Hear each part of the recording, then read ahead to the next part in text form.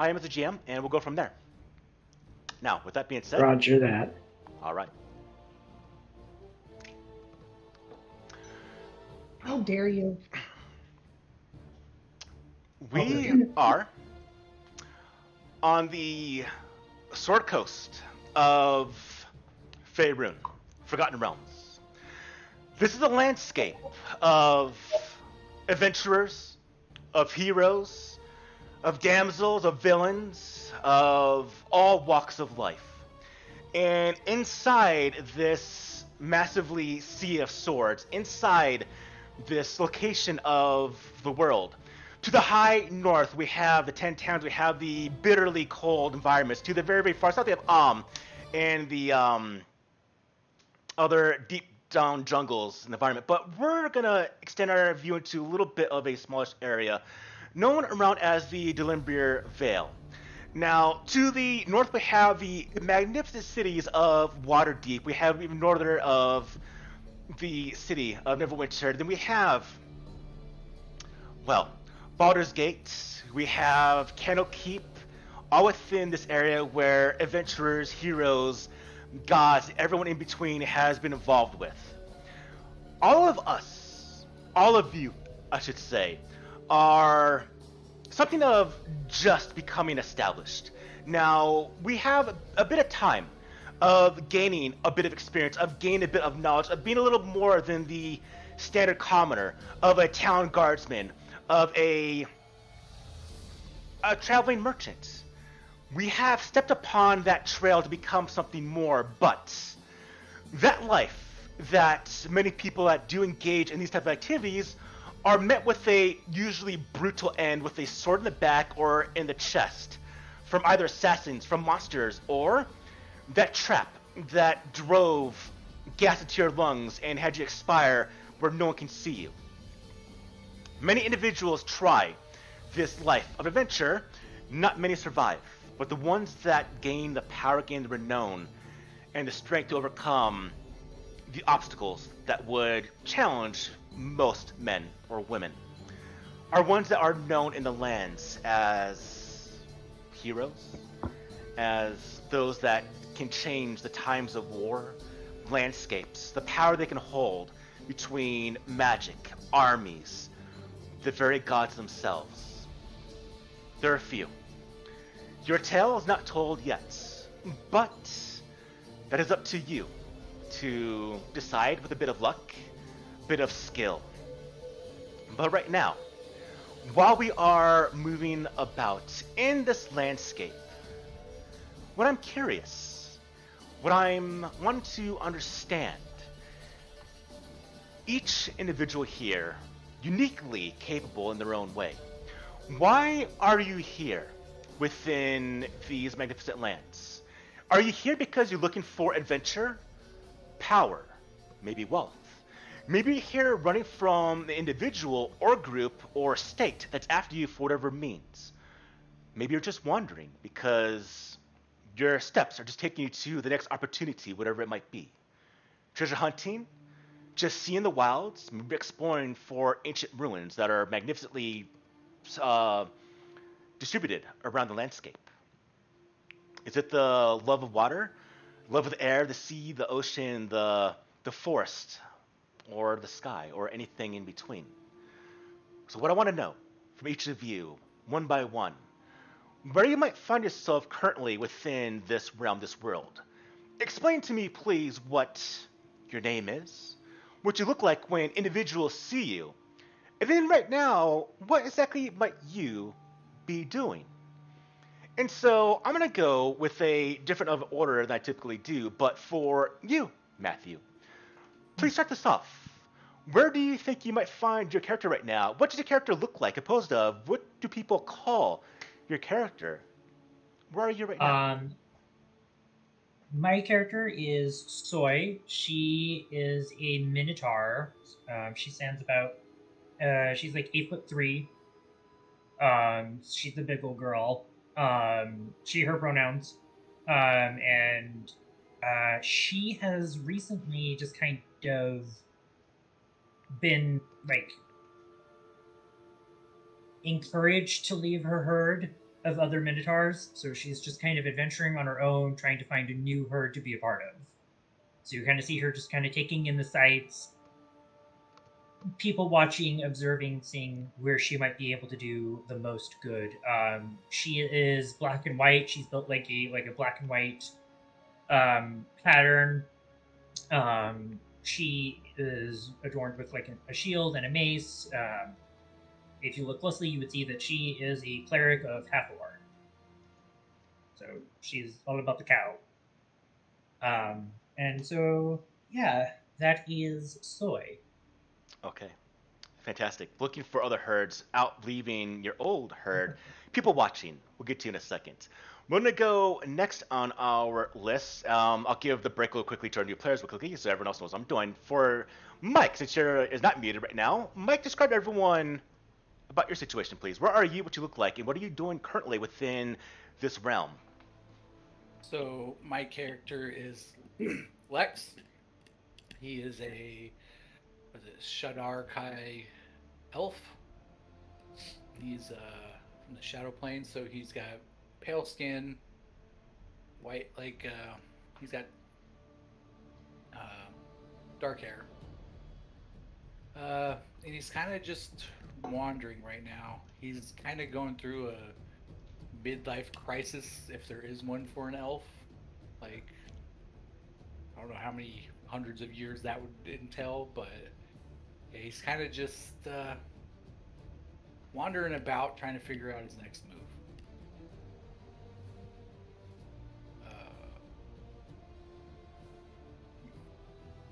Okay, I can go with that. Thank you, Mike. Yeah. All right. Jennifer Eden, stop Eden. I'm with you, Mike, and tell us who you are. You would say that right when I take a bite. I do. So, my character is known as Kichara. She looks like a human, only there's something a little different. Her features are maybe just a little bit exotic, and her eyes are very, very bright green. She has multicolored hair. Who knows what her original color is? She's got blues and greens and pinks and oranges and reds and every color in her hair. She is kind of just going where the wind takes her. Whatever feels right in that moment is what she's doing. She doesn't have a destination.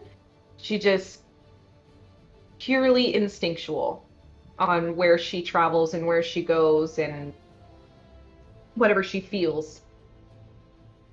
And she is carrying a staff, and she has a lot of, you can tell she's obviously a druid. She's got branches and leaves and things intertwined with her armor, and she is a little bit, she's definitely not prissy or clean. Definitely got some dirt under her fingernails and maybe a little smudged on her cheek. She's You muted, Jen. You muted. Hello? Was I muted the entire time? No, just that last couple sentences. What was the last part? Oh.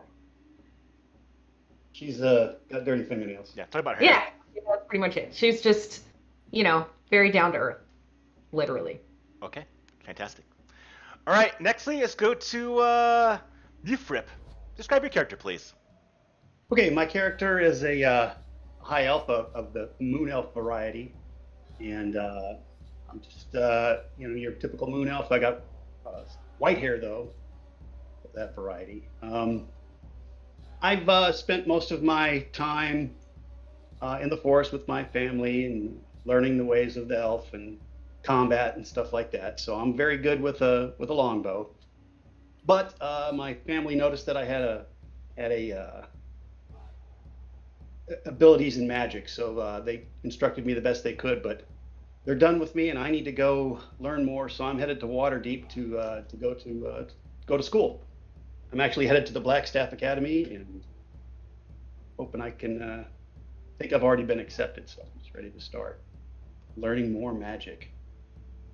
But I have really high goals. I'm going to someday be a member of the Elven High Mages. Pretty high goal. That's it. Fantastic. And you guys can call me Leo for short, by the way. That name is a little long there.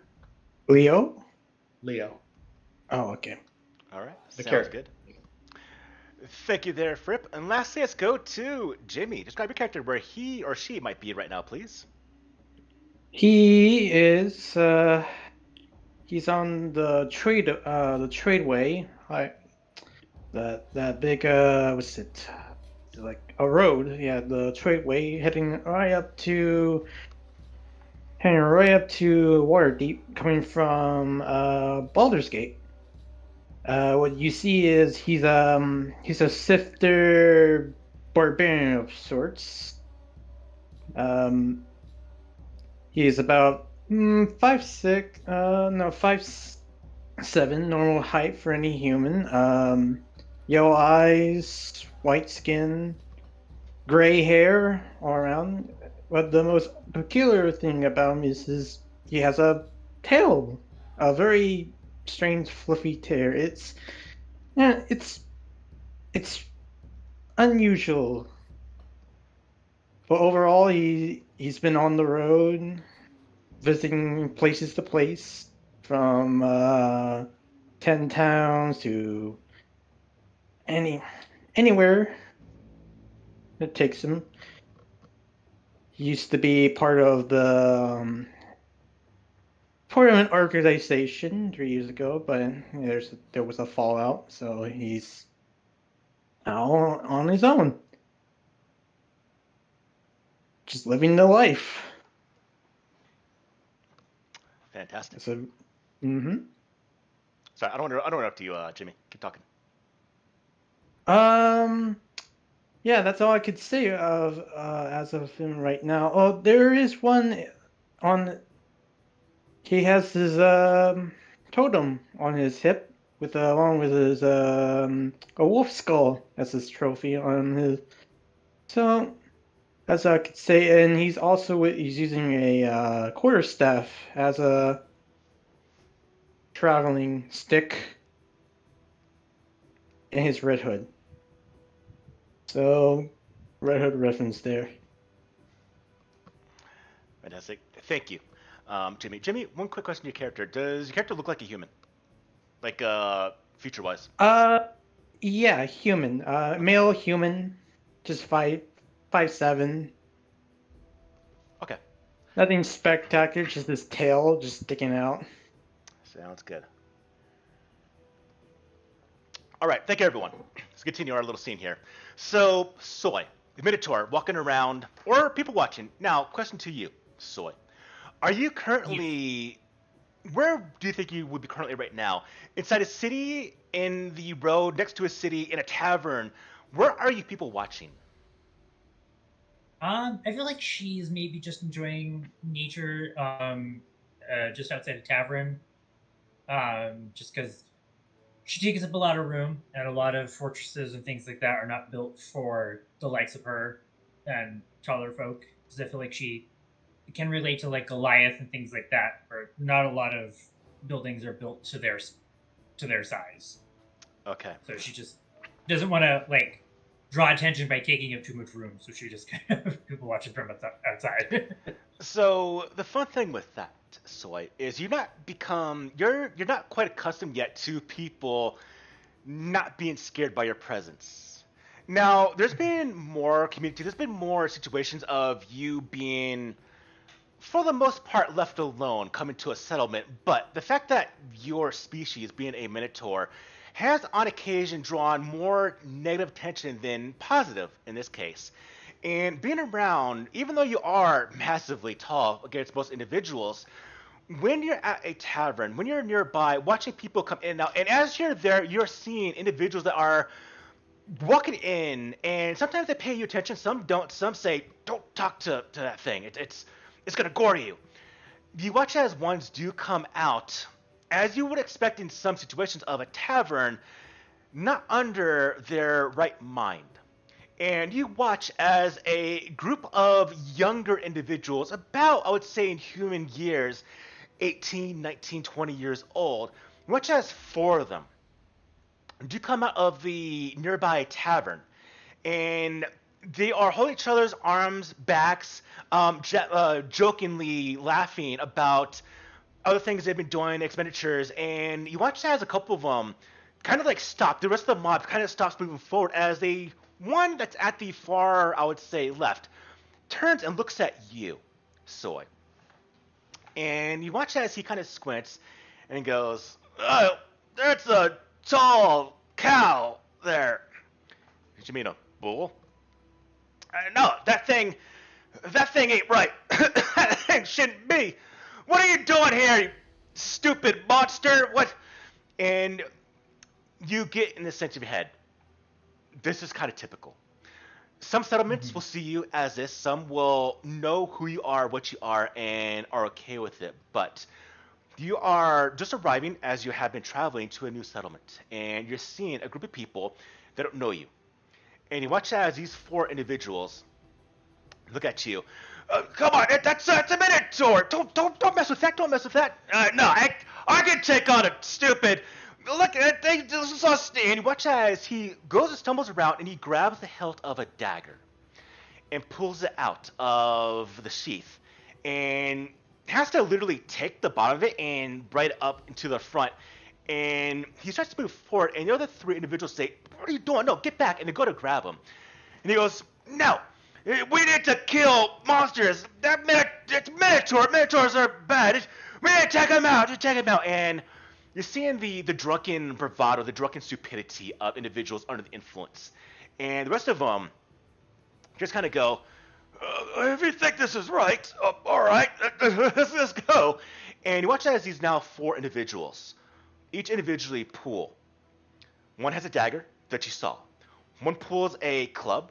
Another one can't find anything, grabs a nearby bottle, empty, drains out the liquid, doesn't pour it over his face, partly in his mouth. The fourth one doesn't have anything to grab. He's just kind of like, doesn't kind of want to be there, but it's being involved. The four of them come walking towards you, and you see that in their drunken state, they're looking to have a bit of a fight. What do you do? During his spiel, she just raises like one of her cow eyebrows, and she's like, I mean, if he really wants to test it, she's part of her herd is just like growing up in the herd, and though she doesn't enjoy the violent tendencies of her people, they grew up in combat. It's just part of being Minotaur. When you don't fit the norm, combat it becomes a part of life. But as he starts to get aggressive, she will pretty much meet his aggression, so to speak, where she will like ready her shield and draw her mace, and she'll kind of like bang her shield and just kind of like ready herself and kind of like shift her hooves to get into a battle stance. And then she's like, "No," and just kind of shouts, like, "No, if you face me, you face a warrior born." Okay, fantastic. Pause on that. B-jump scenes out. Move back in to Lex. Lex, as you are wandering, so I'm going to ask you a question now. Are you wandering around a city, the gutters of a town, in the alleyways, out in the wilderness? Are you on a roadway, or are you out just in the wilds, just walking around? I mean, I feel like I'd be like approaching a town. Like I'm going town to town, just trying to figure out, what's going on, if anything interests me, Okay. As you're approaching one of the nearby small towns, you can see Waterdeep off in the far distance. You see the traveling caravans going back and forth. As you're getting near into the small community right here, you suspect you would be within Waterdeep maybe a couple days the way you've been traveling. But as you're walking through here, taking your time, you're not really moving at a fast, brisk pace. You're walking at a slower than typical pace. And as you go into this small little town that has about maybe 100, 200 people inside, we'll go with 200 people as a rough number. You watch as the front gate has a couple of guards, and as you do step inside, you see a couple of nearby beggars on the ground that do raise up. One has a hand wrapped in bandages. Another one has a small little cup in his hand, palm underside of it. Can you spare any coins, sir? Oh, please, ailing health.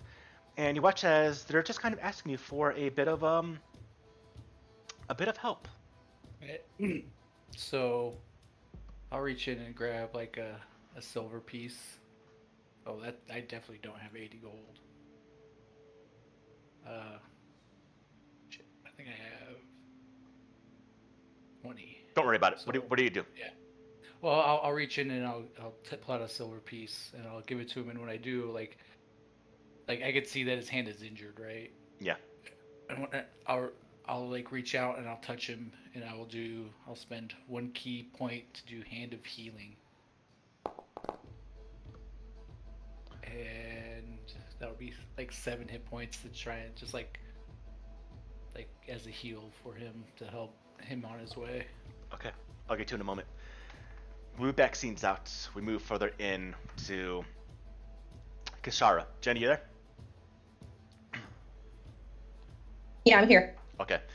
So for you, Kishara, as you're also wandering out, I'm going to go ahead and ask you where you might be. Now, being of a druidic nature, are you out near a settlement or are you out in the wilds, maybe near a druid grove? Where do you think you might find yourself? So I am wherever you want to put me. You tell me, Jen.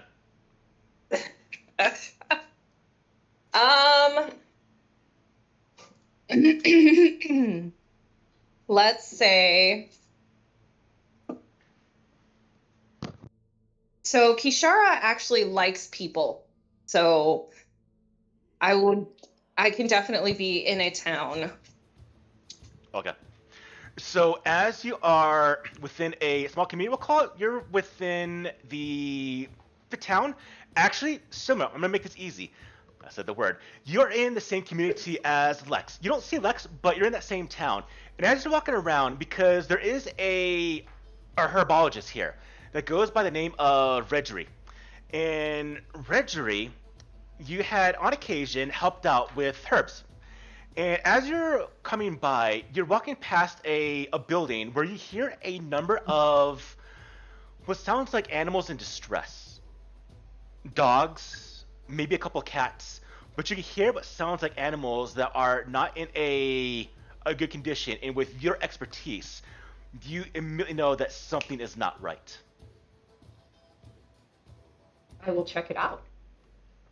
As you're going towards this building, you are overhearing this. You see that there are some town guards are walking around, but they're not paying attention to this at all. But it's very obvious that there's noise coming animal related. As you come near, you see there's an open window slit, shutters that are partly open, and you can take a peek inside. And you see that there are a group of individuals, what look like hunters, are inside right now, and you see many traps, like bear traps, the ones you would have the jaws. You see a bunch of them laying in against the wall, and you see that cages are a number of animals.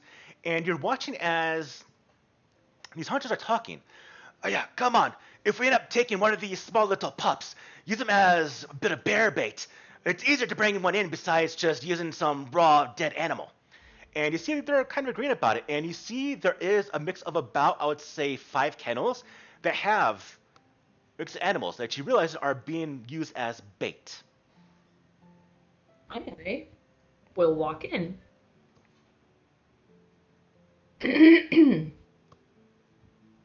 Is there a door that's open or unlocked or? It's unlocked.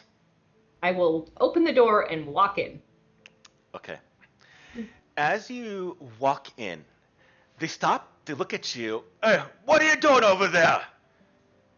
Well, excuse me, I couldn't help but overhearing as I was walking by, and I think that you may be a little bit confused. Are you hunters? And we leave that scene to go to the next player. We now go to Leo. Leo, you're within the Blackstaff Academy. Just accepted as a student. But now again, forget my introverts until I read about the Blackstaff Academy for your background. But in this case, as you are going through right now, you're in the middle of I'm going to say, in between classes or studies. And get correct me if I'm wrong on any of this here, Leo, if you do know. So as you're walking about and you've been asked to go ahead and join a bit of a slight competition, as it were. Now, everyone here at the Blackstaff Academy are definitely mages, or the client of joining the arcane arts or other type of abilities that deal with magic. And as you go in here, you have been brought into a semicircle arena of a multitude of mages of your peers, ones you recognize, some that you don't. And you're seeing that they are essentially challenging each other in the capabilities of the magic that they can produce. And you're seeing that there's a mixture of duels, of forming essentially plans on how to formulate the ideas of arcane knowledge, as well as individuals just trying to show that their mastery in the arcane arts is much faster learning than their other peers. And much as a group of individuals that you recognize as ones that don't quite take high to you for whatever reason, maybe because of you having a elvish nature of a unusual hair color or whatever, something about you has annoyed these two individuals. And you see that they have been part of this group for some time. You being relatively new, introduced by some other individual that you'd maybe become friends with, if so, or overheard naturally. But as you're coming in, you see that there is a group of mages in this circular platform that are currently practicing the art of forming fire in a contained ball. Not to throw a fireball, but to see if they can control this emesis and see who can make the larger one. And as you are kind of watching this, seeing here, maybe waiting to go into a next bit of study, one of the individuals that you have seen has been annoyed with you goes by the name of Tobin. And you see that Tobin is a human mage, and he sees you. Oh, it's Leo. Going to Zoom present that he is the best knowledgeable because of his elf heritage here. Wow, Leo, what makes you better than everyone else that you, and maybe you have or maybe haven't, so proclaim that you are better than everyone else here because you live longer than everyone? And you see that he's kind of spread rumor around that because you are an elf, you think highly of yourself, whether it's true or not. They kind of spread that rumor. So I'm curious, on to you, Leo, how you perceive that. Well, I come and go in towns and cities a lot, but I guess we get the typical. We don't always get that sort of elfism, but it happens, and I would usually just shrug it off. But I'm kind of a smart ass, so I'm probably just let's see, probably whip out a prestidigitation spell and do something like color his hair white. Okay. So So now you're an elf. as you do this, and you watch as the hair turns white, you see the other kids, I won't say kids, but you see other students, they start to giggle and start to laugh and say, you see what you're doing? You watch as Tobin gets rightly and extremely angry at that. We move scenes. We go towards now for our last character. Jimmy, correct me if I'm wrong, how to pronounce your character? Is it Ruckheim? Yep, Rickheim. Rickheim, okay. All right, Rickheim, you are also, looks like, wandering around. You're actually on the tradeway. You're going between Baldur's Gate towards Waterdeep. Now, as you are moving, you see the landscape right now is rather nice. You see the Sword Coast towards the west. You see the multitude of plains, the grass that's kind of blowing with the wind that's going by, the cloud cover, the saltiness of the air, and you can see there's a bit of a rain that's fallen on Waterdeep in the far distance. And oh, I'm sorry. Apologies. I should have brought in Rockheim's tokens. So I apologize. Right here is Rickheim's token for everyone to see. Gotcha. Wasn't trying to leave you out there, Jimmy. All right. So as you are there and walking, you see before you there's travelers going back and forth. Some are carrying wagons. You see a mix of elderly individuals, women, children. Some are wagons. Some are tradesmen carrying goods. Some are dwarves. a mix of races. And as you're walking by, you see on a stopped wagon, there's a wheel being repaired. The wagon wheel seems to have broken, and you see a mix of individuals, looks like actual guardsmen, that are protecting this little wagon here. You can see what looks like possible or mining materials on the wagon itself. There's a couple of dwarves that are, come on, lift it up, and you see the humans are on the wagon. So either they don't care or there's something a bit of a brash or a negative nature. But as you're kind of walking by, you watch as a couple of these two guards. They start to snicker as they go, oh, look, that one's got a tail. Not even well, looks like a human, but it's got a tail. Probably some freak there. And they just say that without, they say it out loud enough to where you hear it, and you get the idea that they said this on purpose out loud for you to overhear it, as they are maybe used to bullying people. I'm curious to you, Rickheim, what do you do, if anything? So there's like these turret guards just sniggering. Are they just guarding the... Pardon? Hello? They're guarding the single wagon. The wagon that is like down. Yes, the it's one being with no repaired. wheel? They're actually on the wagon itself, so they're not helping the dwarves at all. And you see there are a couple of dwarves actually holding the wagon itself, but you see the scene here. The dwarves are struggling to hold the wagon up to be repaired. The two guards are on the wagon like they know their weight's adding, especially in armor. They're adding to the weight of the wagon, but they're not off it for whatever reason. All right. I'll go to the dwarves and say, howdy there. Do you need help with You see this? this to the dwarves? Yeah.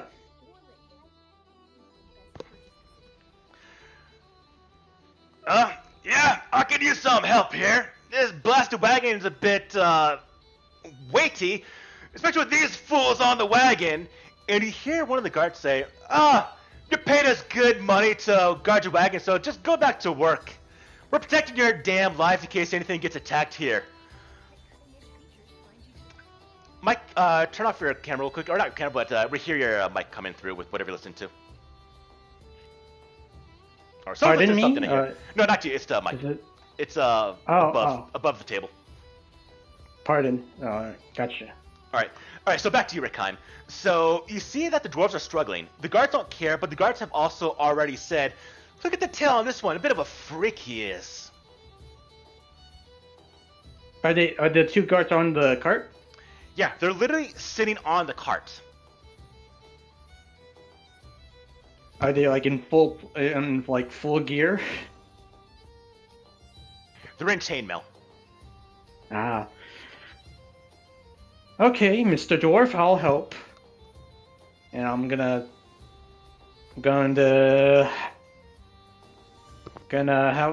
help them fix the wheel or something like that.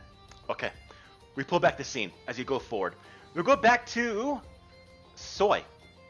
Soy, as these individuals are coming towards you, these four drunk individuals, 3 got weapons, 1 does not, and you don't care because you're a damn Minotaur.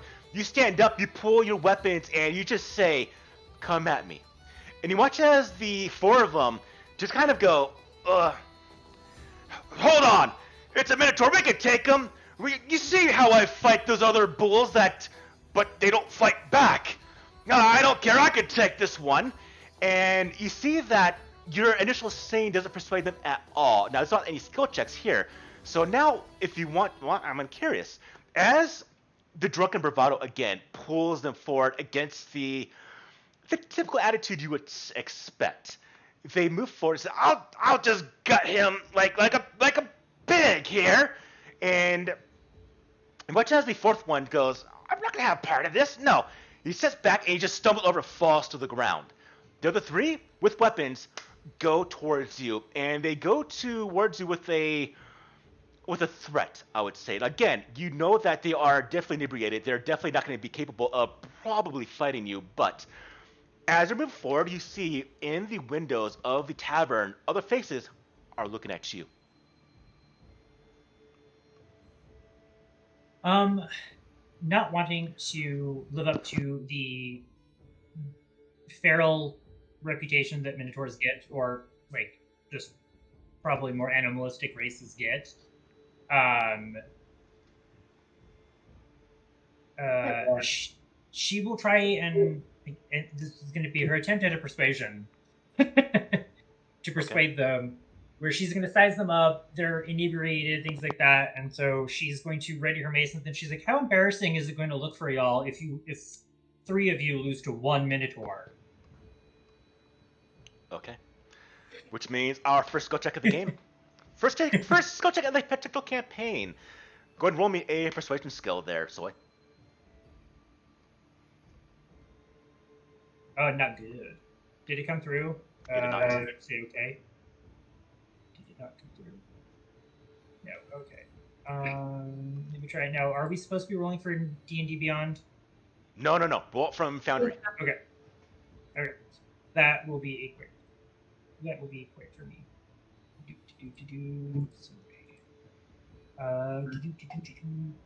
Plus Lejean. There we go. Okay. So, as you mentioned that, you watch as all 3 of them. Come on, that's a Minotaur. You can't fight that thing. Look at it. He's even got weapons. Just come on. And he watches one takes the dagger, but being abruptly is he does grab the blade, and he tries to pull it away from the grass. Does cut his hand open, and goes, "Shite! What are you doing, you stupid man?" And you watch as they get in an argument with each other, and the one guy goes, "Oh, I'm not stupid," and literally punches his friend.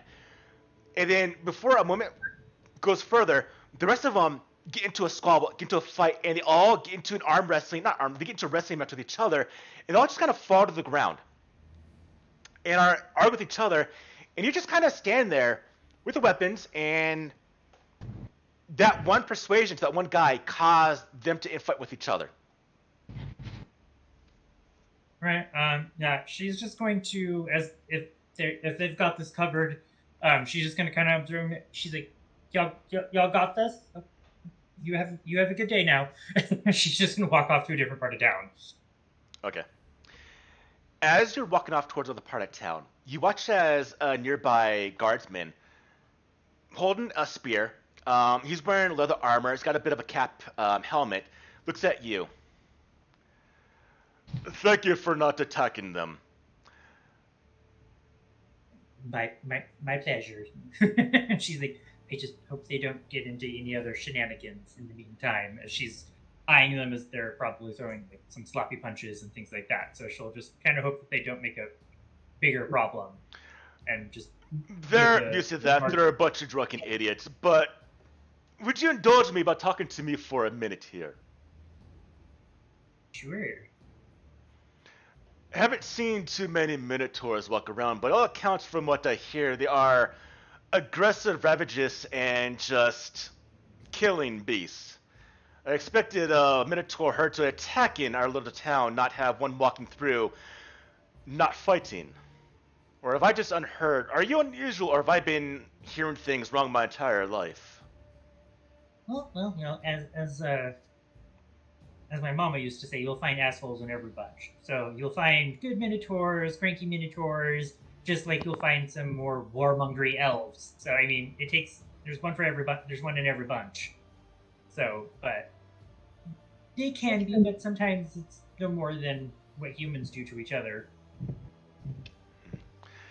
Now, humans tend to be the ones that look, well, to like everyone else here. So I see there's no problem here, but do watch out for any drunken idiots that might assail you, or even some of the guards that might see you as a mean to gain a bit of promotion within the ranks of our garrison here. Thank you for the heads up. I will look out for that. And she'll give him a nod and carry on her mighty way. Okay. We jump scenes. Back towards Lex. Lex, you do your healing, and as your hand touches, or you heal the hand of the individual that has wrappings, you see that he doesn't change at all. You see that his face looks the same, his hand still shakes, and he gives you a bit of a inquisitive look. And then you realize, his passive perception rolls.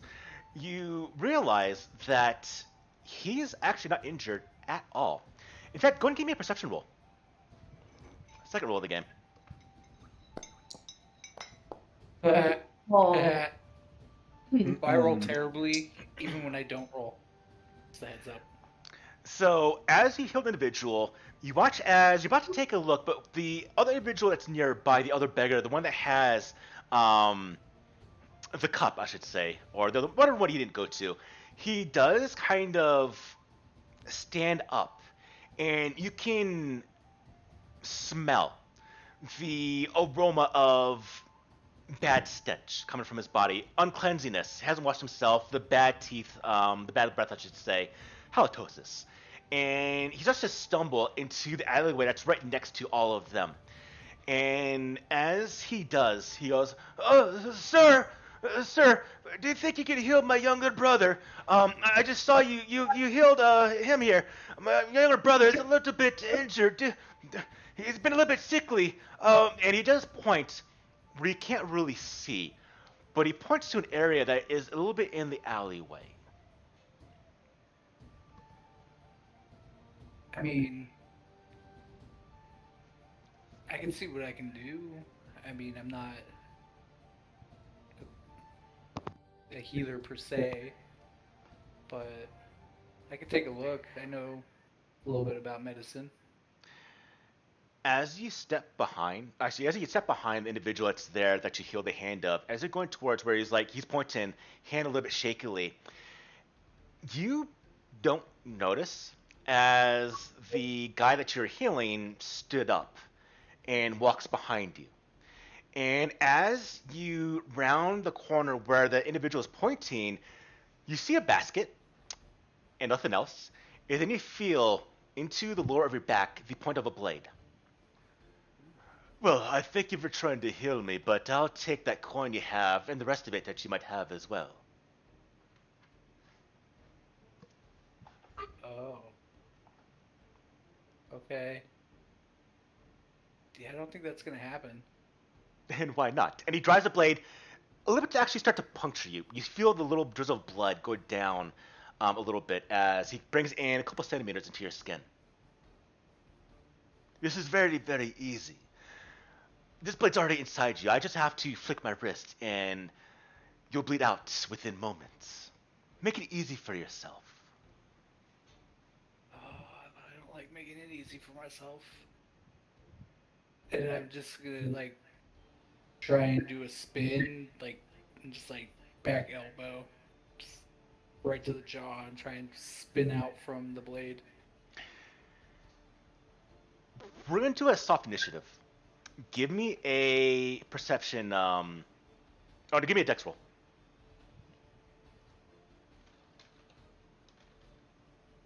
Oh, that's not what I wanted.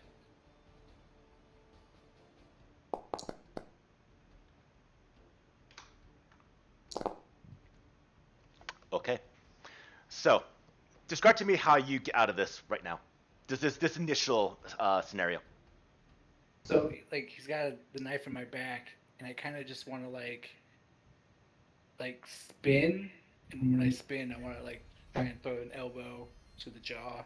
Okay. So, you quickly spin away from the blade leaving your clothing, and your back of your elbow connects to the jaw, and you feel the breaking. You feel the dislocation of the jaw as he just, and he falls back. The other individual next to him goes, "Son of a bitch!" And he goes into his tunic.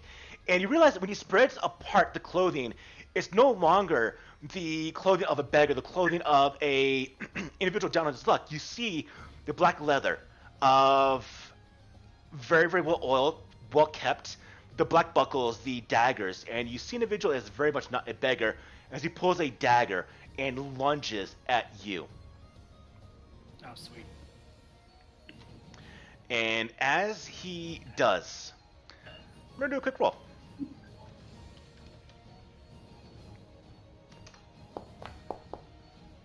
Oh, that misses. Okay, so he goes to stab you, and you quickly just do a maneuver around, grab the blade, and just swing the blade. Now, let me know. Do you redirect the blade into the wall or into the other guy? I'll go into the wall. Okay, so the blade goes right into the other wall, and then at this point, both of them step back and they rush you. Now, question to you before we move on scenes: do you sit here and fight them, or do you run away? Oh, jeez. We're not gonna go to combat, and that's this part of the game right here. But narratively, what do you do? I would fight them, but not to kill them. Like, I would knock them out. Okay. If that makes sense. All right, it does. Why don't you go ahead and hold on to that thought?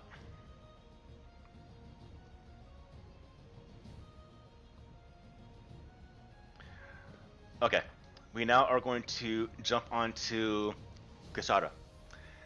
Kasara, as you mentioned, of course we are hunters. But you see all of the animal pelts and the traps. What are you talking about? We don't even know you. Why don't you leave this building and leave this to the professionals? If you're looking to have a bit of a puppy, go find someone out in the wilderness. We bought these fair and square. See, that's what I mean. You say you're hunters, and that's why I think that you're confused, because that's not how hunters operate. That's wrong. You know what you're doing is wrong. Right? But it works. I don't care what the hell you say. If you make it, why don't you just leave? You got one of them goes to grab. So it's two guys. One of them grabs a bear trap, although how he's gonna use it, I got no idea. The other one goes to grab a knife from the table. You might be a bit of a pretty girl, but just leave here before you cause any trouble for yourself. He doesn't move forward, but he has a dagger, and he's holding it about, I would say, 7 or 8 feet from you. How big is the space in here? You're in a room. Free space you have, including the kennels, is about, I would say, 15 feet in width and about 20 feet in length. Okay, there's enough room. I turn into a bear. Okay, so you immediately transform, wild shape into that of a bear, and this immediately just startles the two men, and they start kind of yelling, but now I'm kind of curious because you turn to this. They are bear trappers, animal hunters. I'm curious if they would use this as a means to trap a large bear or run the hell away. So, how do you want to handle the situation? I am going to roar at them and sort of stand up on my back feet. And then the one guy with the dagger hears in his head, "Get lost." Intimidation? Mm-hmm. Go for it. Right. So, how do I wild shape in Foundry? Do they change? We'll do it for you. I need to do it for you. Apparently players can't do it. Give me 1 second. Oh, okay. I used to be able to do it. For some reason you can't Weird. right now, I'm not sure. Was it a black bear or a brown bear? Black bear. There you go. Yeah, it didn't work. Okay. So,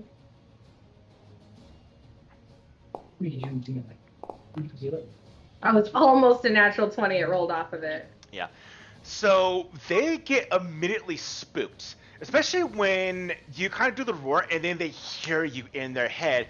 They just, oh, no, oh, no, no, no, and they back away, and they literally kind of like stumble into one of the cages that immediately pops open, and you watch as one of the small puppies starts biting the hand of the guy, and he does like, he does close the cage, doesn't like throw the puppy back into the cage, but he does close it, as they both just kind of stumble and run out of the building itself. And you said there were two of them in there? Yeah, and they both did. They both ran away from that. Okay, I will. These are puppies like dogs? Yeah. And there's 4 of them? Yeah, they're used as bait, essentially, for these trappers. Okay. I will, I'll go back to my human form. Okay. And I will open all of the cages and coax the puppies out of there if they need coaxing. Something tells me they're just gonna run. No, you open the cages and they immediately bolt and run. They have not been fed that well. They've been fed enough to be able to bark. to be as that bit of prey, but they all just go out the doors and leave, and you hear the screaming, "The bear talk to me!" off in the distance as they are running away. And I will just continue on my merry way, just skipping along. Okay. We jump scenes. Towards Leo. Leo, you are now watching as Tobin has just had his hair turned completely white. You hear the snickering of the other students nearby are laughing. And he just goes, "How dare you!" And he goes to immediately, you see, he enacts a spell. Go ahead and give me an arcana check really quickly, Leo.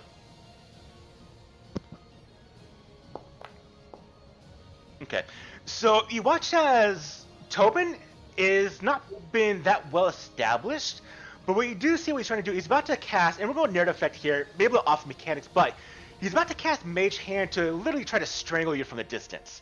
And so he does a bit of this incantation. You watch, and you see the hand, the spectral form, this bluish, ghostly form of a hand, a little bit large, just kind of form up next to your side, and it actually goes around your throat. You can feel this.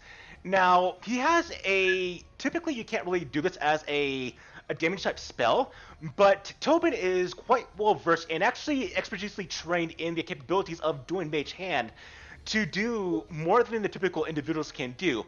And you feel this hand wrap around your throat. I'm curious, what do you do?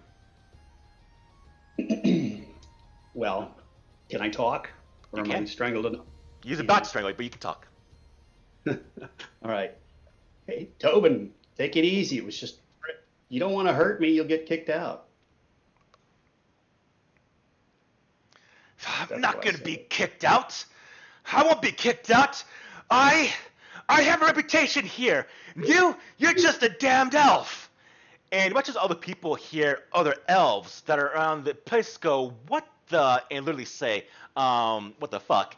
And you watch as another student kind of comes by and just waves his hand and essentially has the hand that's around your neck dissipate. And you watch as three other elves step forward. "What do you mean about that?" And you watch as the three move past you and literally stand in front of Tobin. And Tobin just looks at all of you. And he goes to his chest. And he grabs this amulet. And you recognize this amulet here, Leo. It is known as Kishkara's breath. I'll put it in chat if you want to have it. Also, we have that little notes module. Is that on this one or no? I deactivate it. Okay. So you recognize this item. Kishkara's breath is a amulet that, when used, enacts that of essentially the breath of a dragon. Now, not of an actual like fully grown bred dragon, but it is going to be a way to cast essentially flame. What's the name of that damn spell? Flaming hands? Firebolt? No. Burning hands? Burning Hands, yes. He casts, I can't remember the name of that spell. He casts Burning Hands. He's about to do this against the three elves in front of him, and you see that he is going almost, his eyes are going wild. Almost like he's under the influence of something, but he's about to do, you can see, a potentially lethal spell to three other students. I'm curious, you have the moment here to intervene if you so want. You suspect that the three mages might be able to handle themselves against one guy, but I'm curious what you do.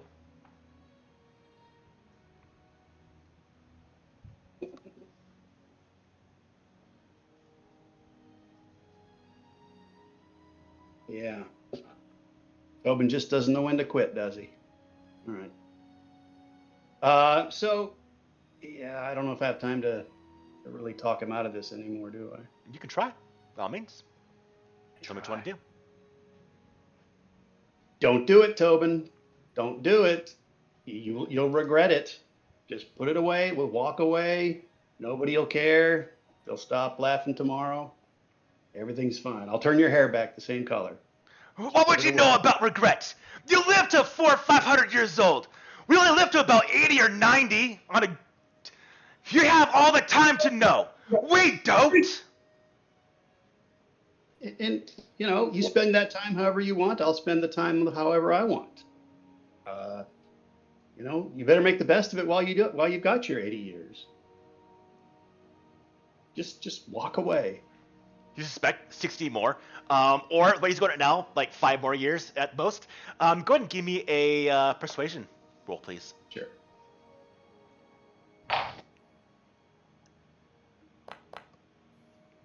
Oh, that did not turn. No, I've been laughed at by too many times by elves. I won't again. And you watch as he goes to grab and pull his amulet. And you watch as the fire starts to form in his hands as he's about to literally throw fire at all 4 of you. And as he is in mid-motion, you go into a position to defend yourself. The 3 elves in front of you also go into a position to defend themselves. When you see a bubble immediately rise over Tobin, and he essentially freezes, and you hear the words, "Enough!" And you see one of the elder teachers in the Blackstaff Academy is there, and the ringing of the staff against the floor plating, the stonework, rings around, almost ear-splitting. You would think you'd actually split the stone. And you see as he just freezes and just goes, "What is the meaning of this?" And you see this individual, the teacher you recognize, he goes by the name of Breckler. Breckler is a experienced mage, I should say, and has with his staff. You see the staff he's holding right now is it's an oak-based staff that is dyed a very, very deep shade of crimson. There's a gem on the top of it that is glowing green right now. Brilliantly, it's illuminating the entire place. And you see that there's a thin line of energy that's going from the tip of this gem towards the orb that's now essentially holding and freezing Tobin. "You dare raise your hands against another student here!" And you see that you see that Breckler is a half-elf himself. Okay. What do I do? As he's been held in place, you watch as Breckler turns to the 4 of you. Everyone else backs the hell away from this. "What is the meaning of this? What happened here?" Tobin's just having a bad day. He doesn't like elves. I think he thinks we live too long. So he was giving me the what for. I turned his hair white. Just a little trick. Sorry about that. And we're not supposed to hurt each other with magic. I didn't think turning his hair white would be that bad, but Turning one's hair does not make an individual feel pain. On the other hand, Tobin, as he turns a step and literally Tobin moves forward, frozen. Eyes, you see the emotion in his eyes, that of disgrace, anger. "You would dare raise an offensive capability against other students here. And you suspect that our life is extended. Well, yours is cut short because of your stupidity." And he holds his staff. I apologize for this discretion. But go on your way right now. And you watch as Breckler holds his staff, literally carries Tobin out of the room. You've got no idea. You suspect this type of transgression would probably get him kicked from the academy. But that is a tale to hear at another time. But the rest of the individuals, they turn around. You see the elf that kind of seems to be the one that is the most experienced here, turns towards you. "Always got to be a human that is jealous of our age. It's a sad thing." Yeah, I'd be jealous too, I suppose. Uh, I wouldn't. I don't think Tobin needs to get kicked out, but I hope he doesn't. Well, Do you guys have any sway with Reckler? I mean, I hate to be the one that got him kicked out just for turning his hair white. turning someone's head white should not cause them to be, well, so angry. I We'll see agree. what happens. You watch as the students filter out. We jump scenes back towards you, Rickheim. The people are calling you a freak. You're coming by to help them, to help the dwarves. Dwarves saying, "Oh, yes, we can use the help here." And you watch as the two guards, they're on the wagon, look at you, and one of them says, "Oh, do you think you can lift the wagon with your tail there, freak?"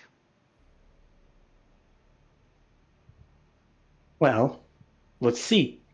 I'm gonna put my hand. I'm going to lift. I'm gonna use my knees to bend my. I'm gonna lift the cart, and I'm going to rage. Okay. Now you tell me, Rickheim, when you rage, what does it kind of sound or look like when you rage? A like a very very deep growl.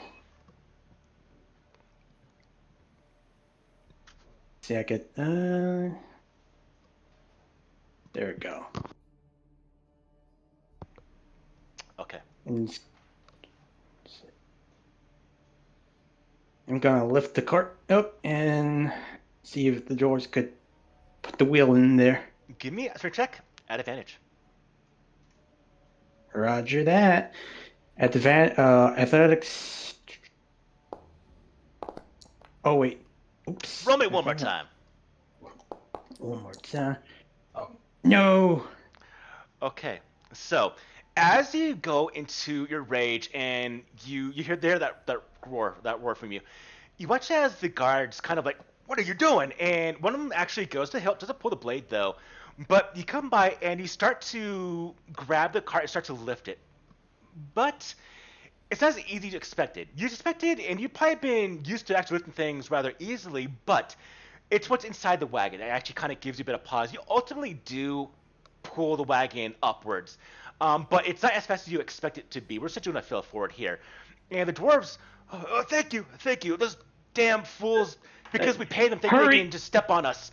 Yes, and Hurry. and they get the wagon together, and they get the wagon wheel on before it all kind of drops. You probably turn a bit face, maybe red in the face or whatnot, but eventually it is fully repaired, and the guards, seeing you, and they do kind of get up, and they get off of the wagon, and you hear the dwarf say, "It's about bloody time you get off the wagon. Why don't you do that when we were trying to work on this thing?" And you hear the guard just say, "Shut up, dwarf." And the two of them look at you, Rickheim. What are you? Me? Just a traveler coming through. Heading to Waterdeep, that's all. You see the dwarf that was talking to you. Traveler, do you think you would take a contract to escort us to Waterdeep? I'll pay you 2 gold. Sure thing, mister. What is your name, mister? My name is, crap, I am bad with names off the top of my head. My name is, Drelly. Drelly? Sure, I'll take the contract. And you watch as Drelly turns towards the 2 guards. "And your service is no longer needed, so get the hell away. I got another guard here." And you watch as the 2 guards take a moment to actually have this register with them. And they go, "Wait, what? No, I don't think so." And they both actually go to move towards Drelly, ignoring you. "You're going to pay us, old dwarf." And they go to actually stand over the dwarf, essentially ignoring you at the moment.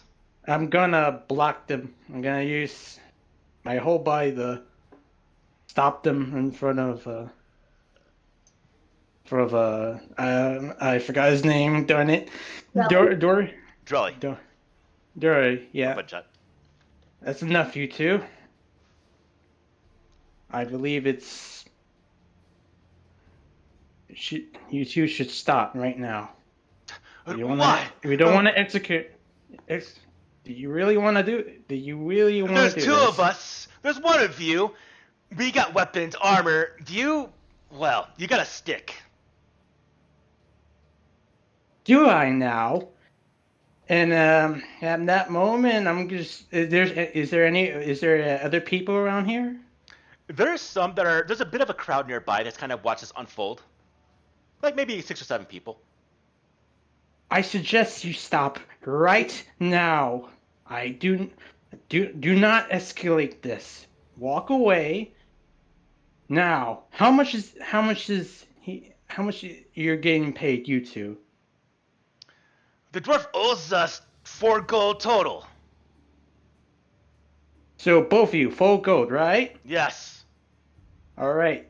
Here's full gold. I have 10 gold pieces in my inventory, so I give 4 to both of them. So, all right. Okay. And they just... There. Now leave. Shoot. Easy money. See ya, dwarf. Whatever you are, freak. They take the money and they walk away. I growl at them. Incompetent fools. Thank you, traveler. They were right bastards, they were. Useless. Well, they did protect us against some goblins that attacked us on the way here. But help us. Do you want a keg of ale, at least for thanks for helping us out? Dwarven ale. Oh, I definitely want some ale, especially dwarven ale. Sure. I smile very genuinely, my toothy smile. Okay. And then the scene folds back out as you are moving along with this little wagon caravan towards Waterdeep with these group of dwarves and their very, very heavy cart. The guards off in the distance, kind of cursing, laughing, easy money, as they walk away. We jump back on to an overhead scene. Everyday life in the Limber Vale, everyday opportunity, activity. And as all of you are now dealing with individuals running away from being attacked by the capabilities of the fighters, by those individuals that are screaming for dear life because a bear talked to them in their mind, as other individuals have just gotten in a fight with each other about the complexities of a bull, a boar, or a bull, a minotaur, or a cow, while ones are leaving because they just got money for sitting on their asses the entire day, to where ones are wondering if the individual that they just turned the hair white of is about to be kicked out of the academy. An everyday type of opportunity that does happen throughout the realms of Faerun. But something that you're not used to seeing, experiencing. The hairs on the back of your neck rising for no seemingly good reason. An uncomfortableness, an uncomfortable feeling that pervades the body, that makes your mind say something's not right. You look around and everyone has the same feeling, the same look. You're not the only one. Others nearby also feel this. You almost have to think about it for a moment where there's no other sound around you. Within the wilderness, the sounds of insects, animal life, wilderness dies out. Still, the sound of the wind. You don't know if something caused the wind to just die down. You don't hear it. But you don't see the leaves that are moving against the wind. You don't see the grass that is swaying back and forth. The smell of the ocean, of the Sea of Swords, is no longer salty. The smell is that of iron. Not blood, but unusual composition. The goosebumps on all your bodies is unusual. The static, the slight hairs that rise up for whatever reason. For those of you outside, is that of the sounds of chariots. Almost like the sky themselves are giving off the thousands upon individuals of a cavalry charge. You can hear at the back of your mind. You look around, you don't see this at all, but you do feel an unease surrounding you. The storm clouds that have seemingly came out of nowhere, unsure, but you feel that there is a heaviness in the air, and you can almost feel the bolt of thunder that everyone in the Delimber Vale, the High North, the entire coast of Faerun hears at one time, all together, that of a enormous bolt of thunder and the sound that accompanies that, and the vibration, the bass, the immediate crying of children, men, elderly, those that don't know what's going on, the flight of birds that take off to the sky. And you watch as rain starts to fall throughout the entire coast, but it's not the rain of water. Because what's painting the landscape is not the wetness, the moisture of water, but that of blood. And realize that a storm cloud, thundering of blood, is on a downpour right now, and you watch as the greens get covered in the red of blood. The building tops that are of different colors, of brown, oranges, of those of aristocratic individuals, gets painted in the red of blood. And then another crack of thunder. And when that does pierce the sky, even those inside buildings where you see the outline of thunder through the walls of buildings that you not should be able to see in any which way, you see the bolt of lightning that strikes the ground off into the far distance, nowhere near any of you. And you see that cloud, that again, you can see through buildings. Those are outside, you see clearly. The bolt that originated, almost red in hue, was silhouetted but what seemed like individual that only seemed to have been covered in that of a mask, having just two eye slits, but red in hue, almost like the mask itself is weeping blood. And then you hear the initial sound, something that brings fear to all of you, and that is the sound of a war horn being blown. Long and drawn out. All of you hear it. Except that only the individuals of a unique quality have heard that horn. You hear it blast another time. Even louder. Draws your attention. But you see the other individuals, students within the academies, the hunters that have started to calm down, they don't react like they heard this. They don't hear what you just heard. But then you see and hear another bolt of thunder that strikes the ground. And the last thing you hear before you black out is that of the screaming of thousands, maybe millions of individuals at one time.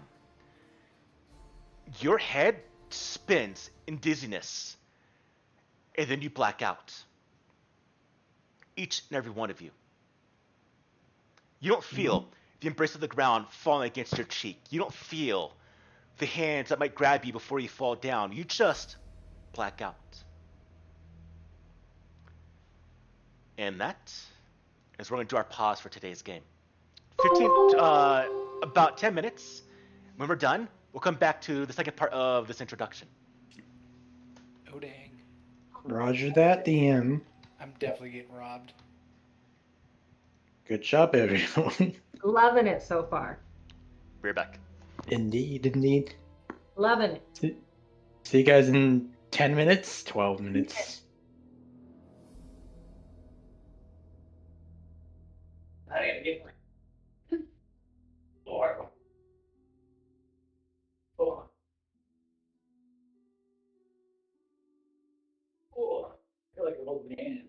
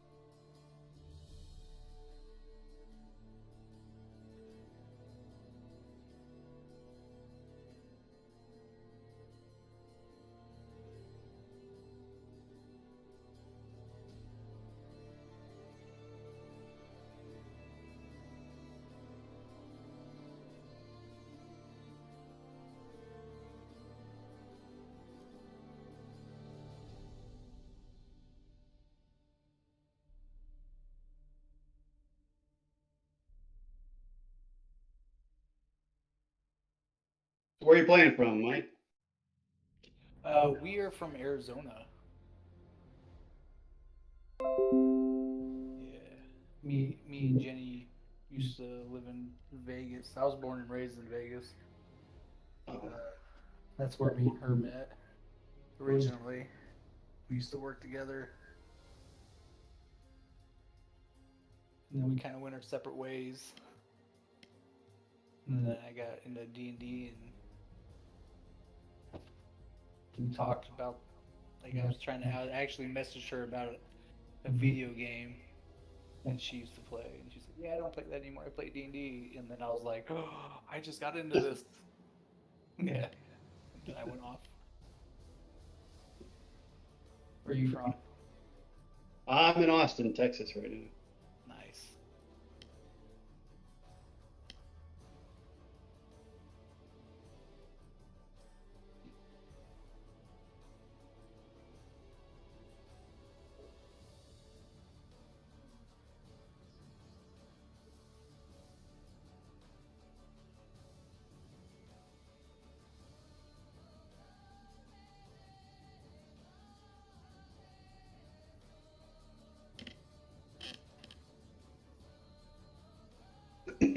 Anyone care if I smoke this stogie?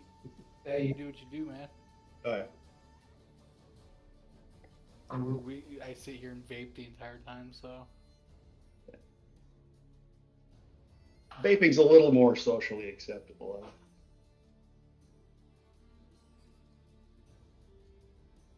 Oh, Honey, I'm turning the light on. thanks. Yep. Oh.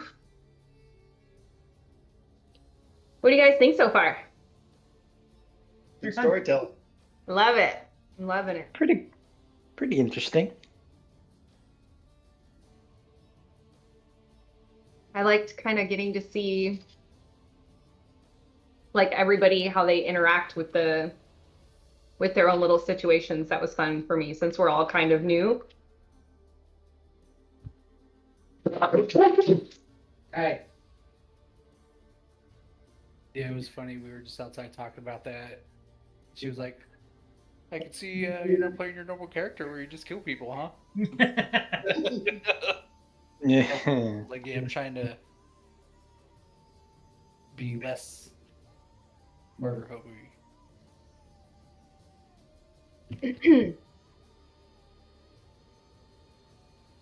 Jackson Brennan.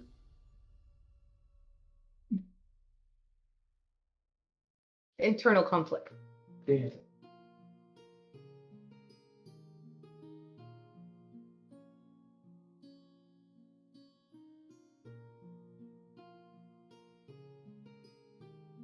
Have you guys played any other systems or just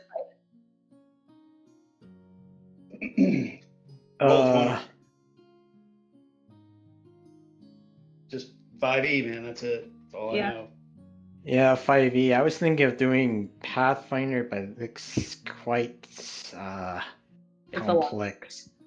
A lot of moving parts on that game. Like, I'm really angry at the Wizard of the Coast, but I don't know. So we are actually in a Pathfinder 2nd edition game with Paul. And it's like, the way I think of it, it's like 5e plus 2. Paul, if you think you're muted when you're burping, you're not. We can hear you burping. Hell, my apologies. My mic should have been muted. You've done it like 3 times already. Shit on me! Come on! Like, my goodness, what a burp. Well, I apologize for that, everyone. I really apologize for that. I thought that was Ruckheim's rage. Yeah. I rage by burping. Son of a gun. Well, that's just damn embarrassing right there. Nah, we don't care. I care. That's horrible to care in a professional game.